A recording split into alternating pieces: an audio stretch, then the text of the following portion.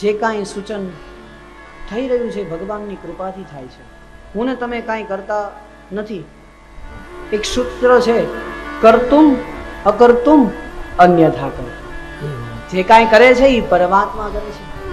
પરમાત્મા સાંભળે છે, પરમાત્મા બોલે છે અને પરમાત્માની ઈચ્છાથી થાય છે. જો ભગવાનની ઈચ્છા હોય ને તો જ કથાની અંદર આવીને બેસી શકાય. જો ભગવાનની ઈચ્છા હોય તો જ કથાને સાંભળી શકાય. અરે જો ભગવાનની ઈચ્છા હોય ને તો જ તમે અહીંયા સુધી પહોંચી શકો.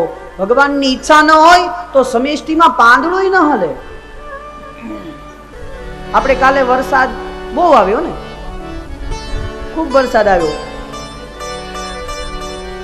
તો એ વરસાદના માધ્યમથી પરમાત્માએ કીધું કે હું તને જગાડું છું, હું તને જીવાડું છું અને હું જ આ બધું કરતા ધરતા હરતા છું.